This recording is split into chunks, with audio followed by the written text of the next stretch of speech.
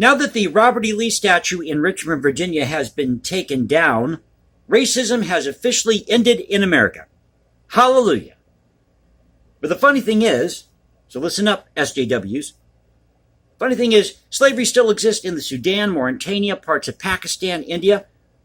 So why aren't you SJW types, you ultra-leftists, demanding that any image, statue, monument, any piece of art from the Sudan, Mauritania, Pakistan, India, why aren't you demanding that those items be taken down or removed? These people are such hypocrites. So I wanted to share with you in this video an exchange I've been having with people online, because this discussion about the removal of the Robert E. Lee statue in Richmond is still going on. We're talking a week out and they're still talking about this. And the reason why I'm doing this video is to encourage you to stand strong, keep debating with these people, and come to the table with facts, logic, and reason. Try to keep your emotions out of it. I know that's hard to do because when you're here on YouTube debating with people or on Facebook, Twitter, things can get pretty heated. But if you keep a level head, like I said, come to the table with facts, logic, and reason, you're going to win the argument every time. Be respectful. Always be respectful. But facts, logic, and reason win the day. They always do. So here's part of the discussion that we were having online over the removal of the Robert Lee statue in Richmond. Starts out with this question: do you believe the statues of Hitler should have remained standing in Germany, quote unquote, because it's erasing history? And a fellow YouTuber replied, American GIs helped blow them up and showed the act in movie theaters across the USA! Exclamation. And this is my response. When European allies saw the Confederate battle flag on our tanks, they knew freedom was on the way. Hitler banned any display of the Confederate battle flag. That's true. Hitler banned any display of the Confederate battle flag because he understood what the Confederate battle flag actually meant. It's not oppression, it means freedom. The symbol on the Confederate battle flag is St. Andrew's Cross. It goes back to Scotland. Very old symbol, one of the oldest flag symbols in Europe. 832 AD, the Battle of East Lothian. It was a symbol used to protest British rule, tyranny of the British Crown. And there were instances where troops, American troops, would bring their Confederate battle flags with them, especially if they were from the South, and they would raise them in these towns in Europe where they claimed victory. They would often raise it alongside the U.S. flag. Now, sometimes they didn't have a U.S. flag with them, but because these troops were from the South, they always carried a Confederate battle flag with them. That was part of their heritage. So they would raise whatever flag they had with them. But if they had a U.S. flag, they would definitely raise the U.S. flag alongside the Confederate battle flag. This idea that people who own a Confederate battle flag hate America is BS. We love America, absolutely love this country. Yeah, well, if you have a Confederate battle flag, you want to return to slavery and Jim Crow. No, we don't. No, we don't.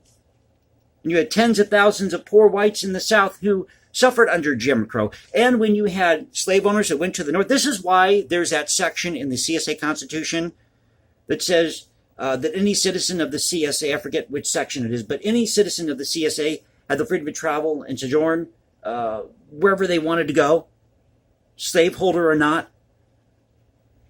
Because when they went to the North, this was true in states like Connecticut, a slave owner had to be separated from his slave.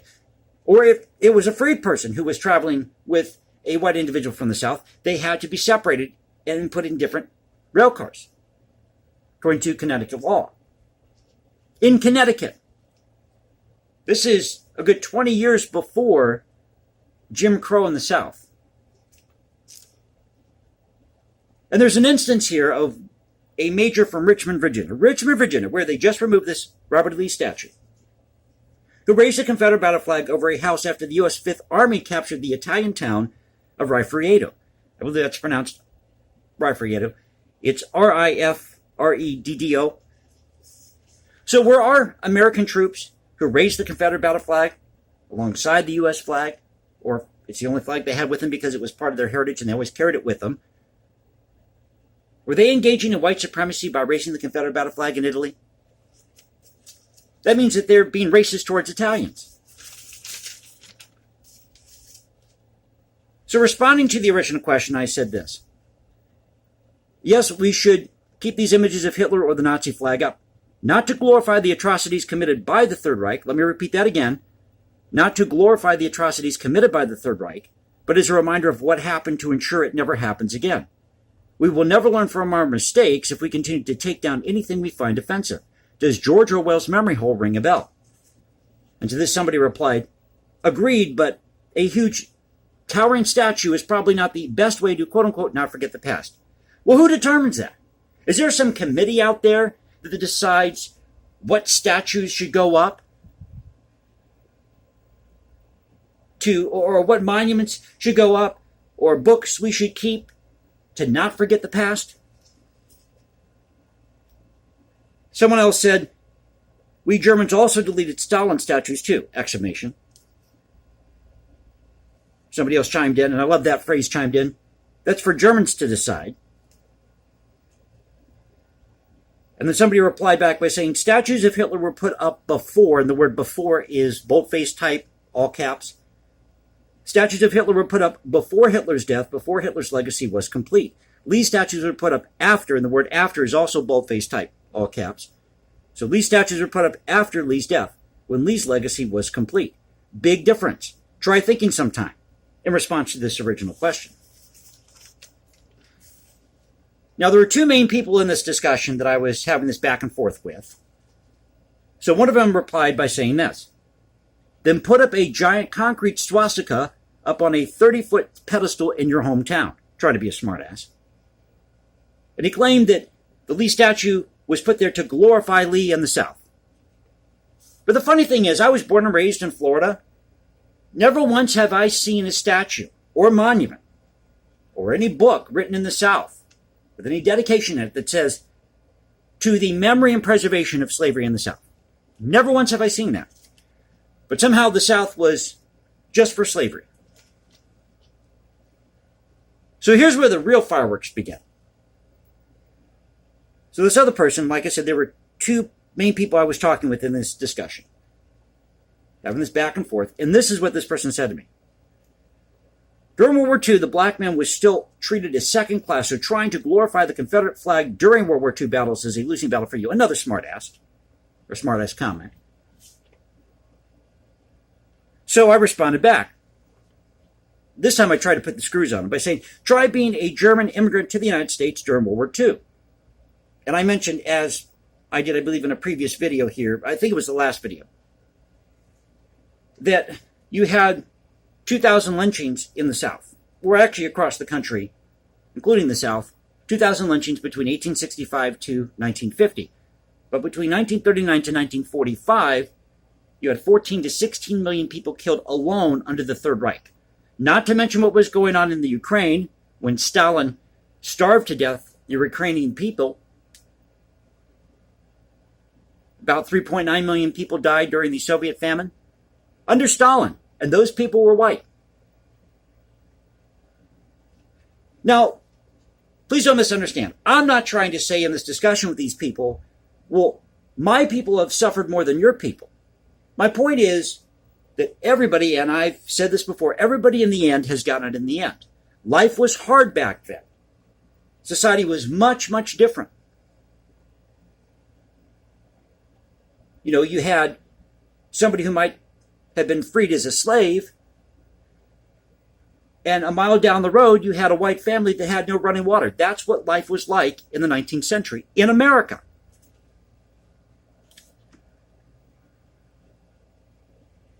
So another, or I believe it was the same YouTuber, replied by saying this. Under the CSA, hangings, killings, burnings, intimidation, whippings, incarceration for free labor, rapes, constant economic, social, and economic suppression, just to name a few. Dude, what do you think happened during the Cold War, behind the Iron Curtain? What do you think happened in World War II, in Germany, in Poland, Serbia, the Czech Republic? These same things happened during World War II in the areas that I mentioned. Well, if you're saying those things happened during World War II in Germany, Poland, the Czech Republic, you name it, well, then that's saying that the Confederacy is just like World War II Nazi Germany. No, it's not.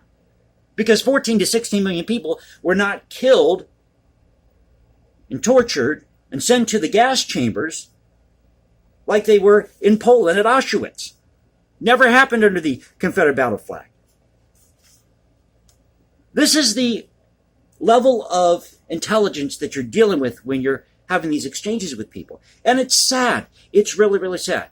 Once again, nobody's denying the horrors of slavery or the atrocities of what was committed in the South with these lynchings, you name it, these church bombings during the Civil Rights Movement. Nobody's denying that.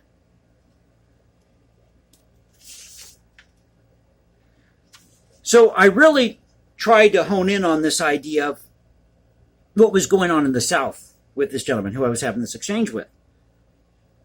And I asked, but who exactly committed the crimes you mentioned? The KKK, every Southerner living as a citizen in the CSA, Confederate soldiers.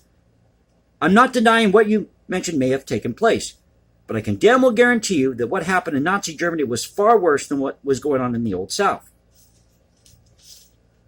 And mentioned to him about the lynchings in the South over that period, 1865 to 1950, compared to 14 to 16 million people who were killed in Nazi Germany within a 7-year period. That alone shows you that what was going on in Nazi Germany, what was going on in the Ukraine under Stalin, was far, far worse than what we may have ever had with slavery in this country. 3 to 4 times as many people died during World War II than what we had as slaves in 1860, 1861. Yeah, I'm thinking what was going on at that time during World War II, Germany or what have you, was far worse. So further into the discussion,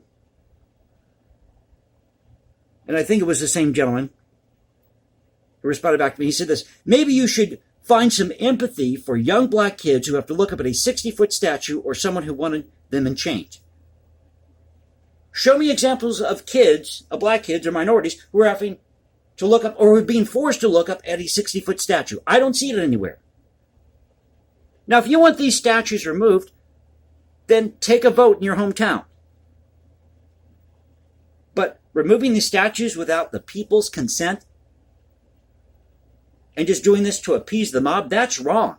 That goes against everything that we believe in this country. If we are a representative democracy, actually we're a federal republic, but if we're supposed to be a representative democracy, then people should be able to vote on whether or not a statue is taken down.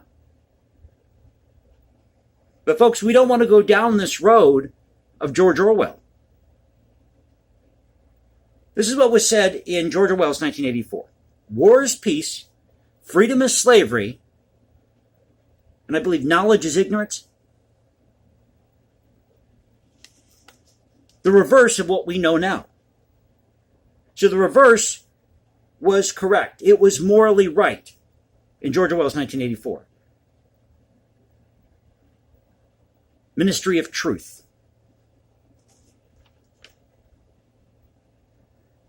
So I responded back to this individual by saying, should I demand that any symbol representing Great Britain be taken down because my Irish ancestors were treated horribly under the British Crown?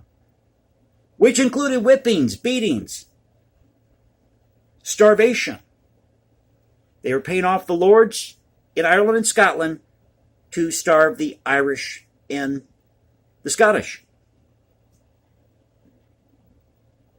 And he thought he'd really stick it to me by saying this. Look, I get it. You refuse to understand, probably because you're privileged enough not to have people glorifying a statue of your non-existent oppression. There is no 30-foot statue of a man who fought against this country so that he could keep your grandparents in chains as property and work them to death for free. But hey, your perspective is the only one that matters. And he ends with facepalm, boldface type, all caps. And I knew at that point that I won the argument. But I just told him that my Irish ancestors lived under the tyranny of the British. And some of my German relatives lived in Nazi Germany, lived under the thumb of the Hitler regime. And if you don't think that any German citizen or Austrian citizen who went against the Third Reich didn't get it, that didn't face torture or the gas chamber, you are sadly mistaken. Because Hitler went after everybody. Because he was a dictator. He wanted power. That's what all these dictators want. They want power.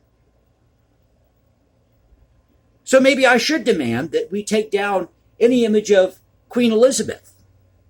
Anything having to do with the British crown. Anything honoring the British crown. Let's take it down. In fact, let's take everything down. We take everything down. Anything we find offensive, then we'll have nothing left, nothing to talk about.